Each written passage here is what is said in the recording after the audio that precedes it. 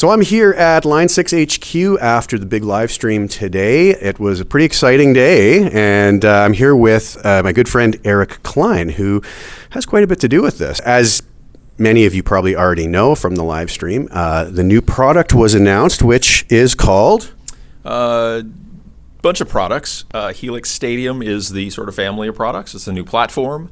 2 new flagships, Helix Stadium Floor and Helix Stadium Floor XL, or XL Floor. XL is going to ship first this fall, followed by Stadium Floor this winter. Absolutely amazing. So Eric did a live stream today, which you can check out. It's obviously up on the Line 6. Check the link below. Check the link below. Yes, it'll be up on the Line 6 YouTube page. And he did an amazing job really covering what everybody needed to know and what can be spoken about at this point.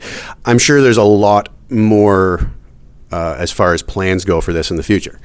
So I was telling people earlier that we start every project with an FAQ. So we imagine how people might react and the questions they might have when we launch the product before we even design the product. And you kind of work backwards that way. And so we had to rip out like 80% of the questions.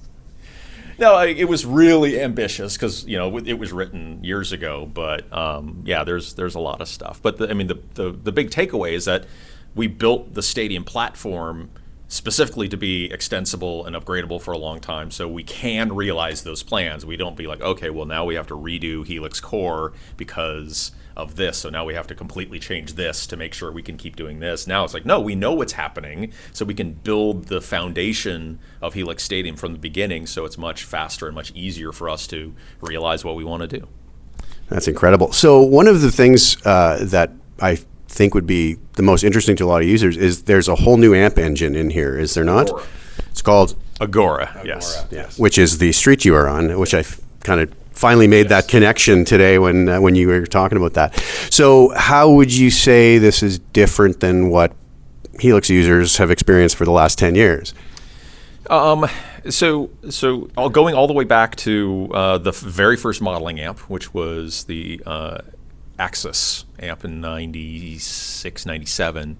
Line 6 has used, and I don't want to say a similar methodology because lots of different tools, lots of different ways of capturing amp sounds and effect sounds. And as it's grown and as we've had more DSP, we've been able to add more sophisticated tools to describe amp behavior, component behavior, and measuring every single component in amps. And as you know, it just gets better and better and better. But it got to a point where we needed to kind of understand the actual behavior of all of those components, and not just like measuring ins and outs, but actually building and understanding like everything from like plate voltage. And Ben is way better at this than I am, but what we ended up doing is we realized, okay, well, let's just start from scratch. Let's make entirely new tools, and let's approach the capture of modeling engines in a completely different way. Because what was worked great, and they sounded great, and they were extremely accurate, almost to a fault. But we had to brute force everything. So something really sophisticated like a Mesa Mark amp would take 6 weeks, 6 man weeks just to model, which was ridiculous. It was untenable because we wanted to build this library. So let's start from scratch, find out how can we improve things everywhere. How can we accommodate everything down to like the wiring harness inside and the capacitance across the wires? I mean, just go nuts. And things that don't necessarily make an audible difference, but they make a feel difference. You know, the pick attack and how it feels, how it blooms under your fingers, things like that. So even the responsiveness, we're like, well, let's capture that data if we can too. And a lot of it stems from understanding how people listen to amps. You know, how do, you know, what's their experience? Is their experience really standing in front of that amp, or is it hearing a recording of that amp? And what's the difference, and what are the advantages and disadvantages, and how can we accommodate both people and both of those solutions? So there was just a lot of research involved, and a lot of people put a lot of heart and soul into it, and the end result is, holy cow, this is nuts. And I was telling some people earlier, the first time I heard an Agora amp I knew they were coming. I had nothing to do with the modeling. But I'm sitting in my office, and somebody brought a JCM 800 up the elevator, presumably because they're massive, and they started playing this thing really loud down the hallway. And immediately, like, somebody brought a JCM up here. That's nuts. So I walk down the hall, and it's a computer with PA speakers. I'm like, what is that? Like, we just finally finished our first Agora amp. I'm like, holy crap. It's like, that's nuts. Like, I knew exactly what it was from down the hall. And like, we got something special here. And so we're starting out with 16 Agora amps, and we're really just kind of fine-tuning the process and making sure that all of the little tweaks and things that we can do, and we have a great beta team that's given us a ton of feedback on making sure that all of these amps are absolutely dialed in and they're all fun to play and they're really engaging. And once we have a solid baseline of these 16 amps, we're like, okay, cool. That means we can do this amp next and this amp next. And when people ask for this amp, we're like, okay, cool, because we've learned from these particular amps on how to solve those particular problems. So that's amazing. So it's fair to say then that there's a lot more processing power in here than last generation Helix. It's allowing this. So it's definitely faster. Agora amps do take up quite a bit more DSP.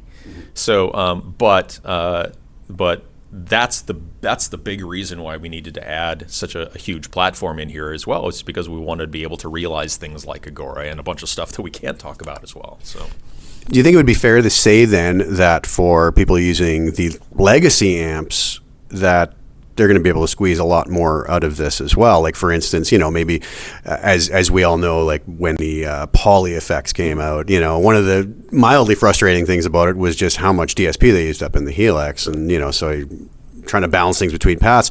Would you say on this, you're going to be able to run, say, dual amps plus a poly effect on the same path? Is that as an example? We're still optimizing, so we're not exactly quite sure. Yeah. I mean, you'll certainly be able to run more blocks than you would on Helix for sure. Right. If you're running two Agora amps on the same path, hopefully. Again, it's too early to tell, but it's really about a bunch of sneaky other stuff that's hidden in there that may not fully materialize for years as well. So, and there's also all sorts of ways to further optimize and kind of shuffle things around to kind of surprise people. Like, how did they pull that off? Like, well, we planned on it years ago in case we ran into this problem, we'd know how to solve it. One thing that stood out in your presentation was the hype control that's going to be in the new Agora amps. Did you want to speak a little bit to that? Yeah, so it's not a magic bullet. It's not going to go and make some crazy, like, hard to control amp suddenly recording perfect or anything like that. What it really is meant to do is it's meant to sort of take that accuracy, which might be accurate to a fault, and that's something that we really doubled down, for the entire length of Helix. And part of the Agora process was, so accuracy is still very, very important, but we need to make sure that the tools can describe not just what the amp really sounds like and feels like, but perhaps how people perceive that amp. And how are we able to go in and perhaps put some hooks behind the scenes to maybe pull out the perception of what that amp is meant to sound like in somebody's head, either because of, preconceived notions or what they may have heard on a record, things like that. So it doesn't do crazy magical things, but what it can do is, depending on the amp and the amp settings, it might be really subtle. It might be like, oh, okay, that sounds a little better, or like, oh, yeah, that's way too much at 7, let me go back to 2. And that's what we're looking for. We don't want people to crank it to 10 and think, oh, it now suddenly sounds massive. That's not what it's meant to do at all. It's meant to, okay, cool, for this particular amp, oh, that is kind of more like what I thought maybe this amp might sound like, and it's maybe a bit more controlled, a bit more immediate gratifying, that kind of thing. Well, I think it's great because, the reality is so many folks haven't necessarily used these amps in real life and don't realize that they aren't these perfect tone creators, right? There are faults to them. There are quirks, shall we say, right? So I think that feature is going to be something that's going to be a really incredible addition, and that was really nice to see. So another thing that was interesting in the presentation today, and something I think a lot of folks would be interested in, is the fact that we're going to, at some point in the future, be able to do capturing of amp models. I know you probably are limited to what you can speak of on that at the moment, but is there anything you can? So that's 2026. It's called, we call it Proxy. And the big unique part about it is that it's all server based. So unless you have a whole bunch of amps in a cabin in the woods with no Wi-Fi, there's no reason to have to necessarily do it in hardware. And what's nice is that because of that, you're not limited to the DSP of the hardware, because all the hardcore number crunching is done in the cloud. And in the meantime, if you want to do some crazy number crunching, you don't have to stop working. You can keep making music, and then this thing pops up and goes, "Hey, guess what? Your clone's ready. You want to play it? Yep, cool. Oh, look at that. It's here." So the whole experience of capturing and organizing and that sort of stuff, we wanted to improve as well. That's amazing. I think that's going to be a feature a lot of people will be very happy about and be excited to utilize. The other interesting thing was the whole idea you were speaking of stems, loading the actual songs onto the unit, extracting, muting. So what can we speak about as far as that goes? Yeah, so that also uses the cloud as well. So we're using Yamaha's stem splitting technology, which is really cool. And you don't have to use it. You could also use Logic's stem splitting, or Moises is also great. So however you do it, we just make it easier and convenient, and it's built in. It makes it a little more little quicker. Who knows? But the purpose there is, everybody's playing with something. You can wheedle in your garage, or you're playing with YouTube videos or Spotify or your bandmates or whatever, and this just makes it a lot easier.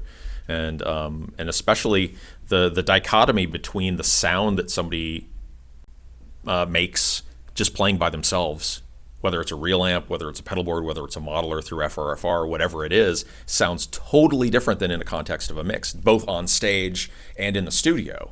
So if you've ever soloed the guitar part for some of your favorite records, like, wow, that's thin. That sounds terrible by itself. Absolutely. But in the mix, it sounds full and perfect for that song. Yeah.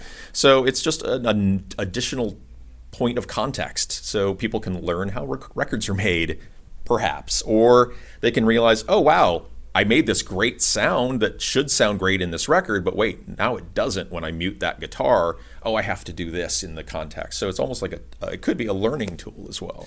Oh, absolutely. I think there's a massive educational aspect to it. And to your point, I think that's going to be an incredible addition to being able to dial tones in, to actually be able to say, hey, I can put this in a mix and hear what's actually happening here, rather than, hope for the best and get it in the mix and realize that, there were a bunch of things you want to do different in it. Absolutely amazing. So, here it is. And again, we have, the movable microphone. That's very cool. And the touchscreen. There's another thing. I finally got my touchscreen. Right? Is this something after like 12, 13 years? Actually, in the live stream, it goes by really quick, but a bunch of the old screens from the old touchscreen version popped over. You can see a little QWERTY keyboard and stuff like that. That's amazing. I think that's a very cool feature. So just grabbing a microphone, moving it around in our space here. It's the same thing as moving the knob too. It's fun. More simple tactile way of getting in there. And so very cool. So again, a lot of this was covered in the live stream. What are we talking about? Pricing, availability? So pricing is at line6.com.